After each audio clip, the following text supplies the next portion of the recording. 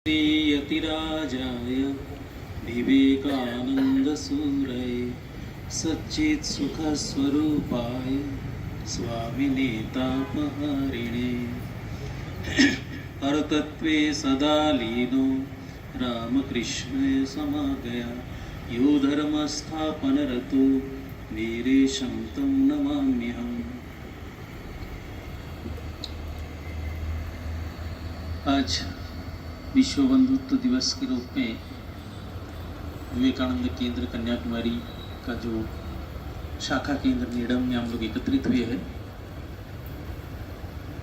सबसे पहले मैं आयोजक समिति इस केंद्र के समस्त सदस्यों को धन्यवाद देना चाहूँगा कि आपने मुझे एक मौका दिया है यहाँ पे कुछ स्वामी जी की वाणी, स्वामी जी की बातों को रखने का।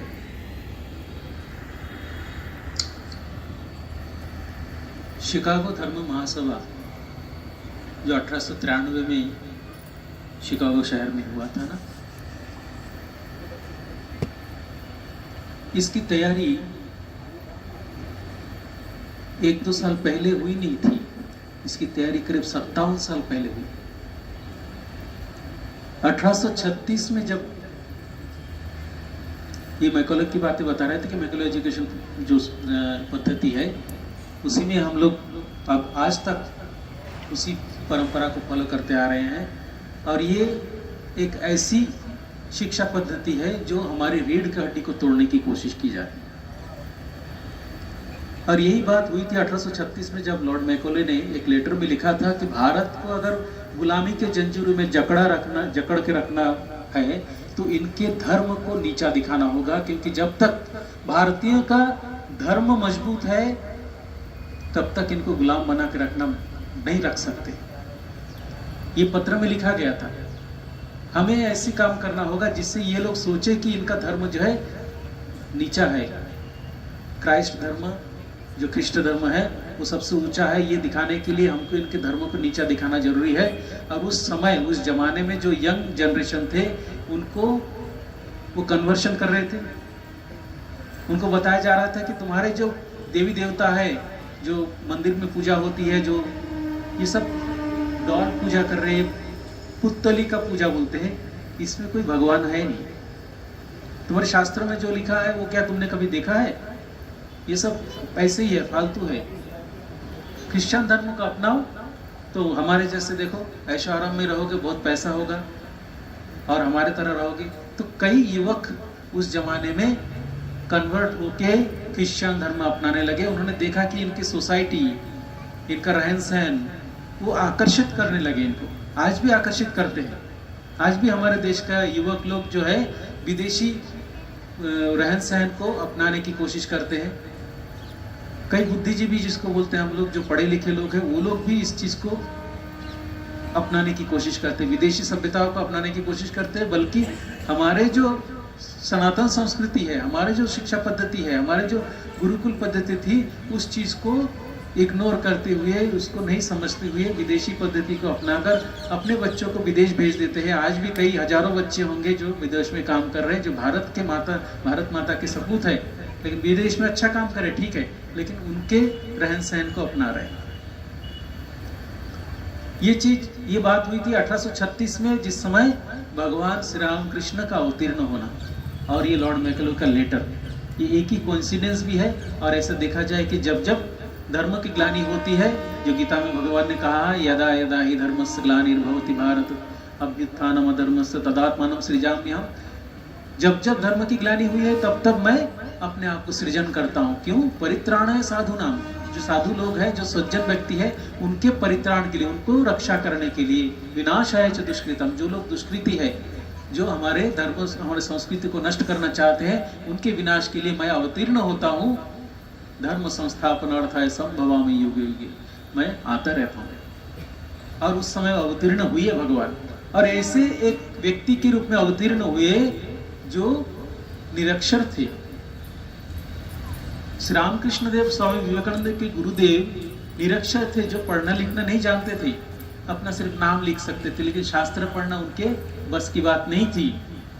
अगर वो पढ़ लिख लेते या पढ़ा लिखा एक अवतार हो जाते तो हम लोग ही उनको बोलते थे कि ये जो भी उन्होंने अनुभूति उनके जीवन में आया है, जो भी उन्होंने तपस्या की है, ये तो उन्होंने शास्त्र में पहले पढ़ लिया और उसके हिसाब से बता रहे हैं। लेकिन नहीं, श्री रामकृष्ण ने पहले साधना किया और साधना का हर अनुभव को उन्होंने शास्त्र से मिला के देखा है। इस रामकृष्ण ने भी मिलाया नहीं है। उनके जो गुरु थे उस समय, जो लोग तोतापुरी जी आए, उनको शिक्षा दिए, भैरवी ब्राह्मणी आए, उन्होंने उनको 64 तंत्र साधना का उन्होंने साधन कराया, ये सारे चीज उनको कराया। और इवन माँ अवतारिणी देवी, जिसको हम बोलते हैं कि मृण्मयी प्रतिमा, जो पत्थर की मूर्ति है, उसके अंदर चिन्मयी माँ का दर्शन करके श्री रामकृष्ण ने ये साबित कर दिया कि हमारे शास्त्र, हमारे पुराण, हमारे ऋषि मुनियों ने जो बात बताई है वो कोई गलत नहीं है, वो सत्य है। ईश्वर को जाना जा सकता है, ईश्वर को देखा जा सकता है, और वो उन्होंने साबित करके दिखाया। और फिर उन्होंने क्या किया, स्वामी विवेकानंद को सप्तर्षि मंडल से उतार के लाए। श्री रामकृष्ण बोलते हैं, जब नरेन को मैंने पहले देखा तो मुझे याद आया वो बात कि मैं भाव नेत्र में देखा कि अखंड के घर में 7 ऋषि बैठे हैं ध्यान मग्न, और उस अखंड घर में एक ज्योति पुंज से एक बालक का उत्पन्न होता है। वो बालक सीधे जाते हैं, एक ऋषि मुनि के गले में हाथ रख के बोलते हैं कि मैं जा रहा हूं, तुम्हें आना होगा। और ऋषि ध्यान मग्न थे, उन्होंने स्तिमित नेत्र से अपने आंखें खोलकर उनको सहमति प्रदान किया, मुस्कुराकर उनको सहमति प्रदान किया। उसके बाद वही ऋषि जो है स्वामी विवेकानंद के रूप में जन्म लेते हैं। ये पूर्व निर्धारित था कि स्वामी जी को आना है इस कार्य के लिए, और जगत को ये बताना है कि नहीं, हमारे जो सनातन संस्कृति है, हमारा जो धर्म है, ये कोई ऐसे वैसे धर्म नहीं है, इसी के माध्यम से हम ईश्वर को भी जान सकते हैं। और स्वामी जी ये भी बोलते हैं कि इवन देवता लोग, उनको भी अगर मुक्ति चाहिए तो भारत भूमि में उनको जन्म ग्रहण करना पड़ता है, उनके कर्म को क्षय करने के लिए, और यही भारत भूमि में ही ईश्वर दर्शन हो सकता है, और इसी में उनको जन्म लेना पड़ता है। कहने का तात्पर्य यह है कि 1893 में स्वामी विवेकानंद को हम देखते हैं शिकागो धर्म महासभा में जाके भारत के संस्कृति, सनातन संस्कृति का, हमारे धर्म का जितने पद जितने मत उतने पद का जो श्री रामकृष्ण बोले थे, उस चीज को चरितार्थ करने, उस चीज को लोगों को समझाने के लिए कि कोई भी धर्म गलत नहीं है, सभी धर्मों के मार्ग से उस ईश्वर को जाना जा सकता है। हम क्यों धर्म परिवर्तन करें? किसी ने बहुत अच्छा बोला कि उनको पूछा गया कि धर्म परिवर्तन में सभी धर्म अगर समान है, सभी धर्म अगर ईश्वर को पाते हैं, तो अगर धर्म परिवर्तन करते हैं कोई, तो उसमें कोई आपत्ति नहीं होना चाहिए। तो जिनको प्रश्न किया था उन्होंने बहुत सुंदर जवाब दिया। बोलते हैं कि अच्छा, मैं अगर उल्टा बोलूं इस बात को कि अगर सभी धर्मों से उस ईश्वर को पाया जा सकता है, तो धर्म परिवर्तन करने का प्रश्न कहाँ आता है? सब अपने अपने धर्म से उस ईश्वर को पा सकते हैं, तो आप क्यों जबरदस्ती, आप किसी धर्म में कोई चल रहा है, किसी भाव से आगे बढ़ रहा है, तो उस भाव को उसको नष्ट करके उसको दूसरे भाव में खींच ले रहे हैं हम लोग, और अपने धर्म में उसको भीड़ बढ़ा रहे हैं। एक प्रकार से भीड़ बढ़ाना बोलते इसको। एक बार एक अंग्रेज भारत में, बनारस में भाषण दे रहे थे इसी प्रकार के कि ख्रिस्ट धर्म ऐसा है, आप ईसाई को मानेंगे तो ऐसा है, आपके जो देवी देवता है वो ठीक नहीं है, वो नहीं है। सब लोग बैठे बैठे सुन रहे थे। इसी शाम के समय बनारस के जो गंगा के किनारे एक बड़ा सा मंच बना गया और वहाँ पे भाषण दिए जा रहे, और जो संध्या आरती का घंटा और शंख बजी, धीरे धीरे लोग उठने लगे और अपने अपने मंदिर जाने लगे। तो देखा तो थोड़ी देर बाद पूरा मैदान खाली हो गया, जो लोग भाषण दे रहे थे वही पे खड़े थे। क्यों? क्योंकि हमारे खून के एक एक बूंद में वही सनातन भरा हुआ है। ठाकुर जी बोलते हैं कि गला तक काली भरा हुआ है, वो अंदर दूसरा कुछ जा नहीं रहा, वो काली निकल के आ रहा है, माँ भवतारिणी। तो श्री रामकृष्ण ने यह साबित कर दिया था कि ईश्वर है। इवन नरेंद्रनाथ दत्त तब स्वामी विवेकानंद नहीं बने और श्री रामकृष्ण के पास आए, और उन्होंने यही प्रश्न किया था कि महोदय, क्या आपने ईश्वर को देखा है? ऐसे ही प्रश्न स्वामी विवेकानंद ने कई लोगों को किया, क्योंकि उस जमाने में स्वामी विवेकानंद जैसे यंग लड़के कन्वर्शन होके क्रिश्चियन धर्म को अपना रहे थे। तो स्वामी विवेकानंद के मन में एक प्रश्न आया कि हमारा जो सनातन धर्म है, हमारे जो ऋषि मुनियों ने जो शास्त्र, जो उपनिषद है, वेद वेदांत है, ये सब क्या गलत है? क्या इसका कोई आधार नहीं है? क्या ईश्वर है कि नहीं? अगर ईश्वर है तो किसी ने तो देखा होगा। तो उस जमाने में कलकत्ता के शहर में महर्षि बोलने वाले या फिर बड़े बड़े जो साधक लोग बोलने वाले जितने लोग थे, सबके पास जाके स्वामी विवेकानंद पूछते थे कि महोदय आपने ईश्वर को देखा है क्या? और सबके पास से यही जवाब आता है कि नहीं, हमने ईश्वर को देखा नहीं, लेकिन हाँ ईश्वर है। महर्षि देवेंद्रनाथ ठाकुर जो है, उन्होंने उनको बोला कि तुम्हारा आंख तो योगी जैसा है। उन्होंने सीधा जवाब नहीं दिया कि ईश्वर है कि नहीं है, मैंने देखा कि नहीं देखा, ये नहीं बोला। जब उनको पूछा गया कि महोदय क्या आपने ईश्वर को देखा है, तो बोलते कि तुम्हारा आंख जो है ना वो योगी की तरह है।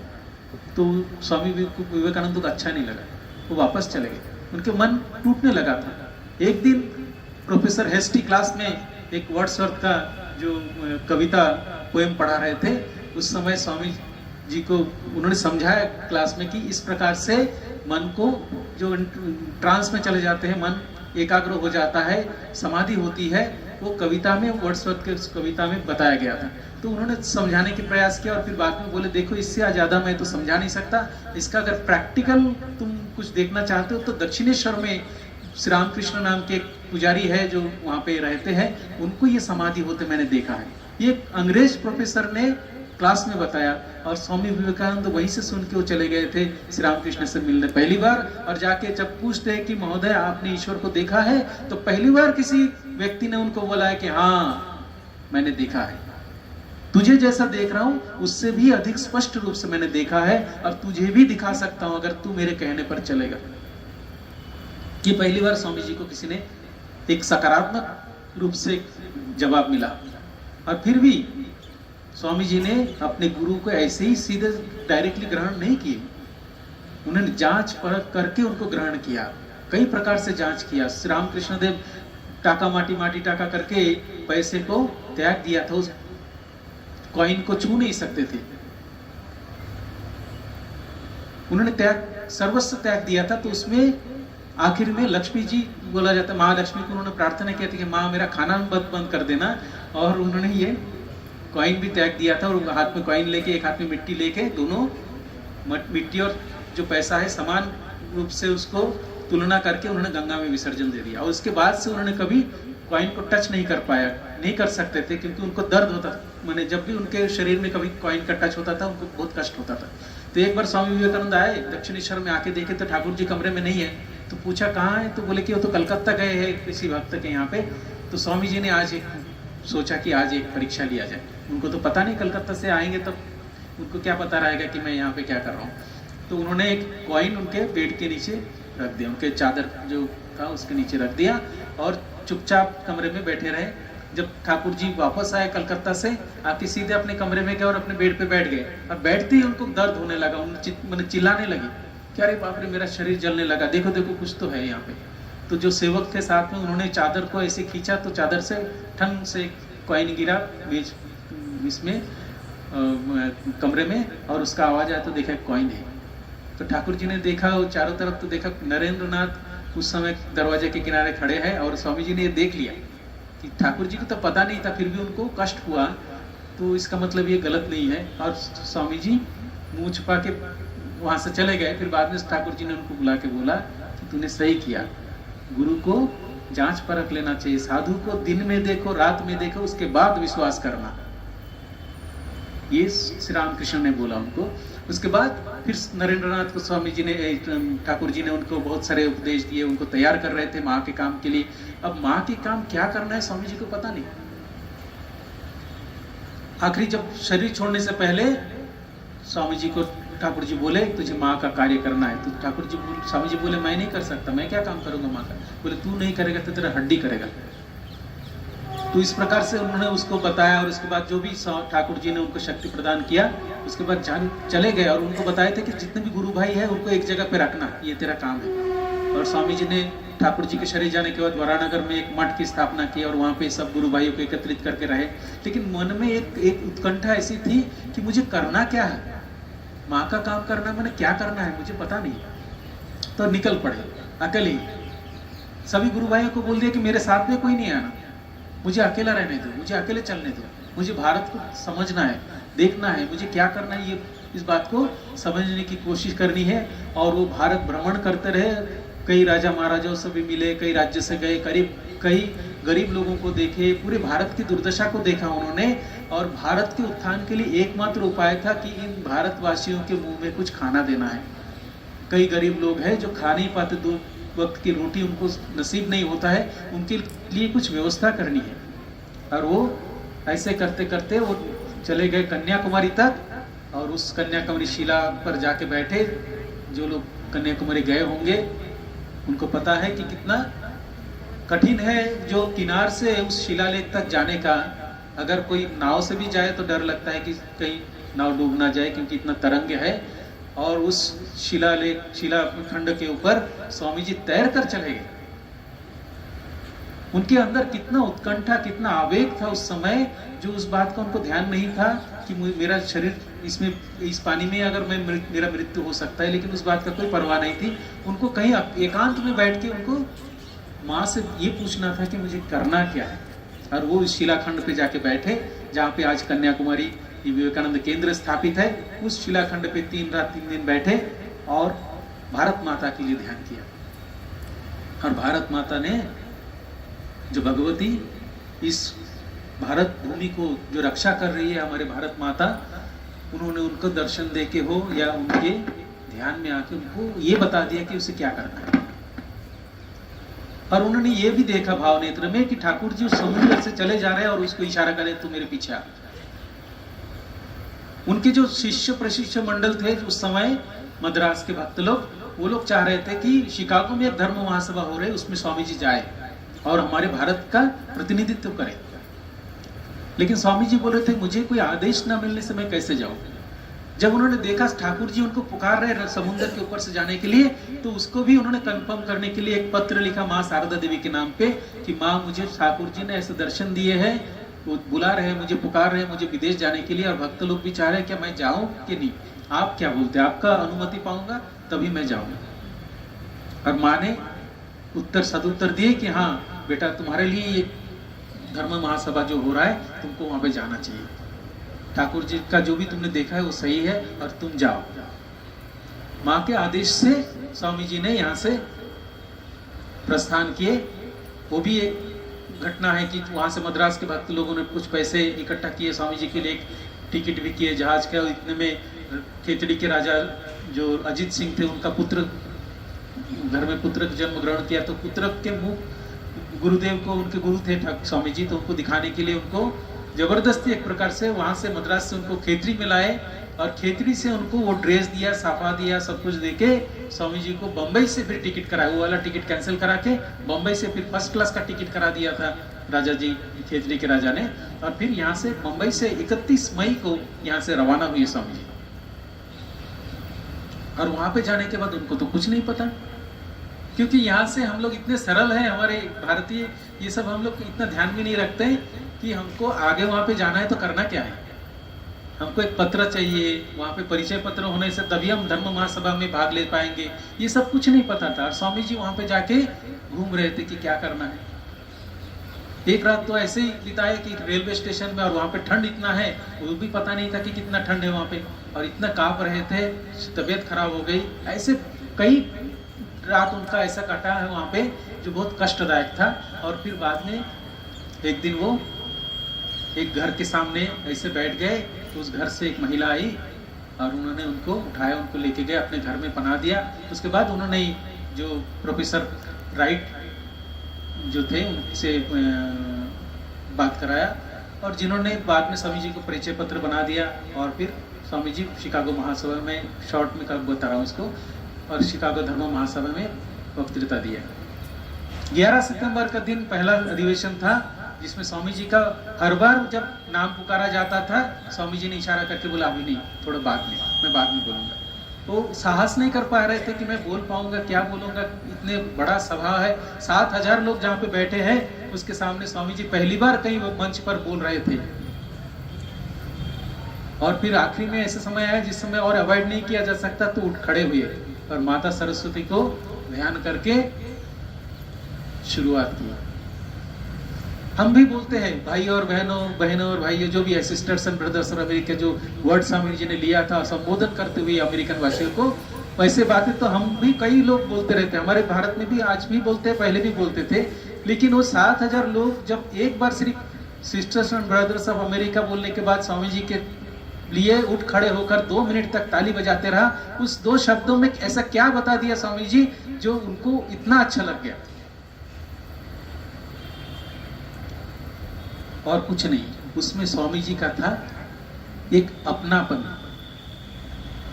वही जो बात है स्वामी जी के मुंह से निकले, सबके दिल को छू गया कि कोई अपना आदमी, कोई अपना व्यक्ति वहां पे खड़ा होकर भाई और बहनों जो बोल रहे हैं या सिस्टर्स एंड ब्रदर्स बोल रहे हैं, उनको ऐसा महसूस हुआ कि जैसे मेरे कोई निजी, मेरे कोई अपने वो मेरे लिए कुछ बोल रहे हैं। और उस बोलने के जो भाव है, उसके पीछे का जो उद्देश्य है, वही भाव सबको छू जाने से ही सबके मन से अनायास ही एक ऐसे भाव उत्पन्न हुआ और सबको ऐसा लगा कि इनके लिए ताली बजाना चाहिए।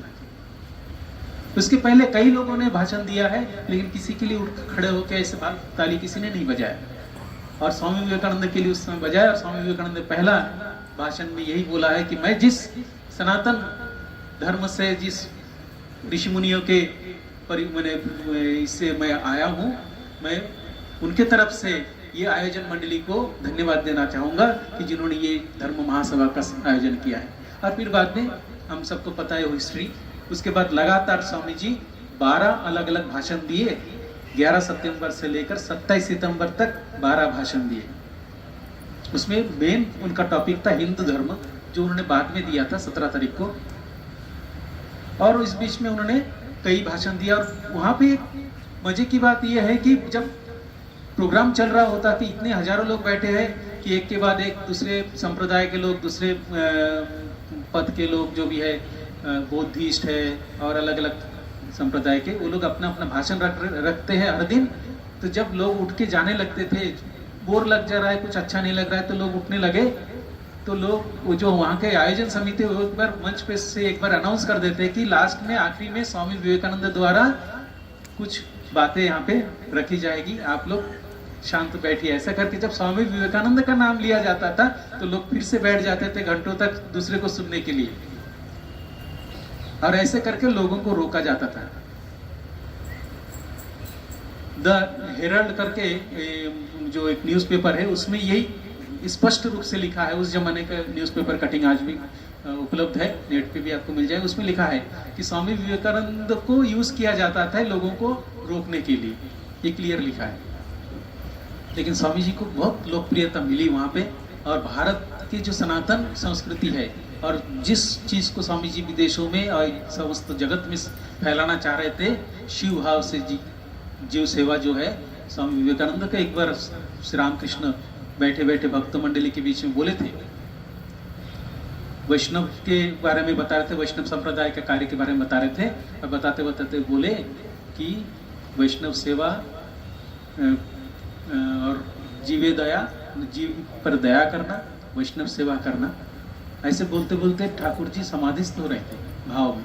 और फिर बोले, छी तू कीटाणु कीट, तू क्या दया करेगा? दया नहीं, शिव ज्ञान से जीव सेवा। प्रत्येक के अंदर वो शिव का दर्शन करके ही उसकी सेवा करना है, तब तो हमारे लिए उपासना हो जाएगी। हम किसी पे दया नहीं कर सकते। स्वामी जी भी बोले इस बात को, तुम ऐसा फील मत करो कि मैं दाता हूं, मैं ऊपर खड़ा हूं और मैं किसी व्यक्ति को, इस गरीब को मैं नीचे ऐसे दान कर रहा हूं। उल्टा करो, तुम नीचे खड़े हो जाओ और जो दान लेने वाले हैं, जिनको तुम दान दे रहे हो, उनको ऊपर का आसन दो और उनको तुम ग्रहण करने के लिए निवेदन करो। वो अगर ग्रहण करता है तो तुम्हारी ये पूजा है। तुम्हें तो खुशी होनी चाहिए, तुम्हें तो सौभाग्य मानना चाहिए कि मुझे दान करने का एक मौका इन्होंने दिया, मुझे अपनी सेवा करने का या पूजा करने की एक मौका उन्होंने दिया है। तो स्वामी जी उस समय जब श्री रामकृष्ण के पास बैठे थे, बाकी भक्त लोग भी थे, लेकिन वहां पे स्वामी जी जब बाहर निकल के बोले कि आज मैंने जो सुना है, अगर कभी भगवान दिन देंगे तो पूरे जगत को मैं इस बात को सुनाऊंगा। और बाद में श्री रामकृष्ण मठ मिशन का जो स्थापना किया उन्होंने 1897 में वापस आके इंडिया में, और इसका जो मोटो रखा है आत्मनो मोक्षार्थम जगदिताय च, उसके पीछे का यही उद्देश्य है कि शिव ज्ञान से जीव सेवा। स्वामी जी बोलते हैं कि साधु ब्रह्मचारी लोग जो रामकृष्ण संघ में काम करेंगे, वो अपने 4 योग को लेके चलेंगे और यही साधन भजन के माध्यम से वो ईश्वर को प्राप्त करेंगे। जिस देवी देवता का तुम ध्यान भजन करने के लिए गिरी गुहा में जाके, पर्वत पहाड़ में जाके ध्यान करोगे, वही देवी देवता तुम्हारे सामने गरीब लाचार बच्चे, गरीब पीड़ित बच्चे के रूप में, या फिर पब्लिक जो है, जनता जो है हमारे सामने घूमते हैं, जो गरीब है, उनके रूप में तुम्हारे सामने घूम रहे। तुम कहाँ देवता को ढूंढ रहे हो? बाहर मंदिर मस्जिद में या गिरी गुहा में जाके ध्यान करोगे, जिस भगवान को पाने की कोशिश करोगे वो भगवान तुम्हारे सामने है, उसकी सेवा करो। तो इसलिए स्वामी जी ने वन के वेदांतों को इस समाज में ला दिया और समाज में रामकृष्ण मिशन की स्थापना करके वही वेदांतों का साधन हम करते हैं, शिवदान से जीव सेवा। क्योंकि वेदांत का यही है कि ईश्वर के अलावा कुछ है नहीं, प्रत्येक जीव एक अव्यक्त ब्रह्म है। स्वामी जी ने राजयोग के इसमें लिखा है, each soul is potentially divine, प्रत्येक जीव एक अव्यक्त ब्रह्म है। The goal is to manifest the divinity within, controlling nature, external and internal, दोनों बाह्य प्रकृति एवं अंत प्रकृति को वशीभूत करके हमें उस डिविनिटी को प्राप्त करना है। Do it by psychic control और वर्शिप और वर्क, और बाय ज्ञान, knowledge, either by one or two or all of them, do it and be free. This is the whole of religion. यही बताया स्वामी जी ने कि यही एक मात्र धर्म है, धर्म अलग कुछ नहीं है। धर्म है तुम्हारे अंदर जो दिव्यता है उसका प्रकाश करना ही धर्म है, चाहे वो किसी भी मत पद का हो। सबके अंदर वही एक ईश्वर है और तुम्हारा स्वरूप भी ईश्वरीय स्वरूप है। हम अपने आप को नहीं जानते हैं करके हम अपने आप को भेड़े जैसे, स्वामी जी बोले ना, भेड़ बकरी जैसा हम लोग अपने आप को समझते हैं। जो एक सिंह शावक माँ के पेट से निकल के वो भेड़ के ग्रुप में आ गया, उसका माँ खत्म हो गई, तो उसके बाद से उसको पता नहीं था कि भेड़ है कि वो सिंह शावक है। और जब एक सिंह एक बार आक्रमण करते उस भेड़ के जो चरवाहा के जो इसके ऊपर, और वो देखते कि इसमें तो एक इसके दल में एक सिंह का बच्चा है, ये क्या कर रहा है इसके अंदर। तो बाकी वो भेड़ को छोड़ देता, सिंह का बच्चा को पकड़ के खींच के लेके जाता जंगल में और बोलता है तू सिंह का बच्चा है, देख चल मेरे साथ। और जाके उसको पानी में उसका चेहरा दिखाते हैं, खुद अपना चेहरा दिखाते हैं, देख तेरा चेहरा मेरा चेहरा एक जैसा है कि नहीं। थोड़ा उसके मुंह में मांस ठूस देता है और बोलता है कि अब दहाड़ मेरे जैसे दहाड़। और फिर बाद में उसको पता चलता है कि हाँ मैं भी सिंह शावक हूँ, मैं तो आज तक अपने आप को भेड़ समझ रहा था और मैं करता था, घास खाता था। तो आज हमारी अवस्था भी ऐसी है कि हम लोग अपने आप को समझ नहीं पाते। हम सिंह शावक है, हम ईश्वर के संतान है। श्रृण्वन्त विश्व अमृतस्य पुत्रः, स्वामी जी ने अमृत के पुत्र के रूप में सबको संबोधन किया है कि हम सब उस ईश्वर के पुत्र है, अमृत के पुत्र है। आये धामानि दिव्यानि तस्तु, तुम इस धाम के दिव्य हो, दिव्य स्वरूप है तुम्हारा। वेदाहमेतं पुरुषम महांतम, मैंने उस महान पुरुष को जाना है। आदित्य वर्णम तमस परस्तात्, कैसा है उनका वर्ण, कैसा है कि सूर्य के समान प्रकाशमान है आदित्य वर्ण। समस्त अंधकार, समस्त अज्ञान का नाश करने वाले उस आदित्य वर्ण जो पुरुष है, मैंने उनको जाना है। त्वमेव विदित्तात् मृत्युमेति, तुमको भी अगर इस मृत्यु चक्र से बाहर निकलना है तो उस आदित्यवान जो पुरुष है उसको जानना जरूरी है, उस ईश्वर को जानना जरूरी है। तुम अपने आप को जानोगे तो ये जन्म मृत्यु के चक्र से निकल सकते हो, नहीं तो प्रत्येक बार आना पड़ेगा, ऐसे रोग व्याधि, ऐसे समस्या, ऐसे सारे कुछ झेलना पड़ेगा। झेल के फिर जाना है, फिर जन्म लेना है, फिर बूढ़ा होना है, फिर मरना है, सब चलता रहेगा। लेकिन इससे अगर निकलना है, अगर कष्ट महसूस हो रहा है कि नहीं मुझे अभी ये संसार अच्छा नहीं लगता है, मुझे उस ईश्वर को पाना है जिसको पाने से मेरा मुक्ति हो सकती है, तो त्वमेव विदित्तात् मृत्युमेति, इस मृत्यु के चक्र से बाहर निकलना है तो तुमको भी उसको ही जानना पड़ेगा। नान्य पंथ विद्यते अनाय, और कोई रास्ता है नहीं, उस ईश्वर को जाने बिना कोई रास्ता है नहीं। तो अपनी दिव्यता का प्रकाश करो, स्वामी जी यही बोल रहे हैं। और ये बात उन्होंने शिकागो के महासभा में बारी बारी से लोगों को बताया। पूरे विश्व ब्रह्मांड विश्व में पूरा उनका नाम फैल गया, चारों तरफ उनका जय जयकार होने लगा। और फिर भारत भ्रमण में वो वापस आए और भारत में उन्होंने जो भारतीय व्याख्यान करके किताब है आप पढ़ेंगे तो उसमें भी सब लेक्चर है स्वामी जी के, उसको हम जान सकते किस प्रकार स्वामी जी के अंदर जो एक व्याकुलता थी इस धराधाम के लिए, भारत भूमि के लिए कि क्या करना है। जब उनको एक पहले रात सोने के लिए दिया किसी के घर पे, वहां पे अमेरिका में, और अच्छा गद्दी, अच्छा सब कुछ जो है बेड वेड लगा दिया, वो गद्दे पे नहीं सोए, वो नीचे मेज पे सो के रो रहे रात भर। उनका आंखों से आंसू बहा कि मेरे देशवासी कितने गरीब, कितने लाचार, कितने पीड़ित है, उनको 2 वक्त का रोटी नहीं मिल रहा है, मैं इतने आलीशान इसमें बेड पे नहीं सो सकता। और भगवान से प्रार्थना करें कि उनके लिए कुछ करें। स्वामी जी का उद्देश्य और कुछ नहीं था। खाली पेट धर्म नहीं होता है, पहले भोजन देना जरूरी है लोगों को, पहले पेट भर जाए, पेट भरने के बाद फिर वो ज्ञान की बातें या शास्त्र की बातें सुनने के लिए तैयार होंगे। जब तक पेट में भूखा है तो शास्त्र बातें कितना ही बोलो तो मन नहीं लगेगा उसमें। तो इसलिए स्वामी जी ने चाहा था भाई कि भारत में पहले भूख ही तो खाना देना है, उसके बाद हमारे संस्कृति, हमारे धर्मों का प्रचार करो तो लोग ले पाएंगे। इसलिए रामकृष्ण मिशन की स्थापना है। गरीब बच्चों को भी हम लोग पढ़ाते हैं, आश्रम में रखते हैं। कई आश्रम है हमारे ऐसे जो गरीबों के लिए काम करते हैं। पूरे आश्रम पूरे इंडिया में जितने सेंटर से आज देखते हैं हम लोग, सब गरीबों के लिए काम कर रहे हैं। ये स्वामी जी की इच्छा थी और स्वामी जी ने उसी भाव में हमको भी, हम सब जितने साधु ब्रह्मचारी है, भक्त लोग है, आज विवेकानंद केंद्र भी उसी मार्ग पर चल पड़ा है। गरीबों के लिए, लोगों के दुख दर्द किस प्रकार से उनको कम किया जाए, किस प्रकार से उनकी सहायता किया जाए, इसी एक भाव से काम कर रहे हैं। तो हम सबका उद्देश्य होना चाहिए कि हमारे जो अंदर दिव्यता है उसको हम जानने की कोशिश करें, साथ ही हम इस जगत के लिए भी कुछ कार्य करें जो हमारे मुक्ति का भी कारण होगा, जगत का भी हित होगा। और इसी उद्देश्य से हम कार्य करें। आज मुझे इस शिकागो धर्म महासभा में जो स्वामी जी ने भाषण दिए, तो उस दिवस को विश्व बंधुत्व दिवस के रूप में मनाया जा रहा है। इस उपलक्ष्य में मुझे यहाँ पे बुलाया गया। मैं विवेकानंद केंद्र नेडम के समस्त पदाधिकारी एवं आयोजकों को मैं धन्यवाद देना चाहता हूँ कि आपने मुझे एक मौका दिया यहाँ पे कुछ बोलने का। सर्वोपरि हमें ये ध्यान रखना है कि हम ईश्वर के श्री चरण में अपना समर्पण करके, अपने आप को समर्पित करके कार्य करें। हमारा खुद का कुछ नहीं रहे, अहंकार को त्यागना होगा।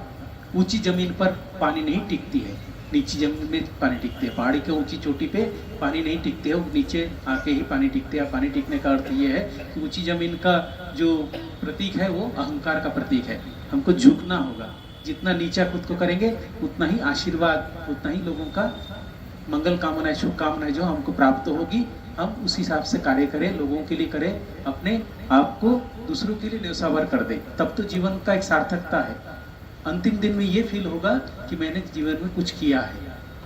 नहीं तो ऐसा लगेगा मैंने जिंदगी भर अपने परिवार के लिए सिर्फ काम किया और परिवार वाले मुझे अभी नहीं देख रहे, परिवार वाले मुझे कष्ट दे रहे, ये फीलिंग ना आए। इसके लिए अभी से लग जाना है, अभी से कुछ करके जाना है। जाने से पहले स्वामी जी बोल रहे थे कि जगत में आए हो तो कुछ ऐसा दाग रख के जाओ। Life is short. इसको, ये जो जीवन है क्षणभंगुर है, इसको कि ग्रेट कॉज के लिए इसको उत्सर्ग कर दो। तो हम कोशिश करते हैं सब लोग थोड़ा थोड़ा करके अपना सहयोग प्रदान करेंगे तो ये भारत भूमि पुनः जो है अपने महिमा से माता बैठ जाएगी। अभी भी हमको समय है, वो अवस्था अभी तक नहीं आया है जो हम बोल सके कि नहीं भारत माता सही में अपने उस पहले गौरवमयी स्थिति में फिर से आ गई है। ऐसा नहीं बोल सकते क्योंकि अभी भी हमारे बीच में बहुत भेदभाव है, अभी भी हम उस चीज़ को नहीं समझ पाए। धीरे धीरे समझेंगे। स्वामी जी जब आए हैं और ये जो स्वामी जी ने बोले हैं इसको ग्रहण करने में समय लगेगा, लेकिन अगर हम लोग सकारात्मक दृष्टिकोण से देखें तो धीरे धीरे ये हो रहा है, कन्वर्शन हो रहा है। कन्वर्शन इन द सेंस कि हम लोग अपने जो पहले हम लोग दूसरे के प्रति आकर्षित हो रहे थे उससे वापस आ रहे हैं अपने सनातन संस्कृति के प्रति, और धीरे धीरे इसको जानने की भी प्रयास कर रहे हैं। और इसी तरह हम लोग लगे रहेंगे तो हम सफल जरूर होंगे। पुनः मैं स्वामी जी को प्रणाम निवेदन करता हूँ, ठाकुर माँ स्वामी जी के श्री चरण में प्रणाम निवेदन करके आप लोगों को पुनः धन्यवाद देते अपनी वाणी को विराम देता हूँ। ओम शांति शांति शांति। हरि ओम तत्सत। श्री राम कृष्ण अर्पणमस्तु।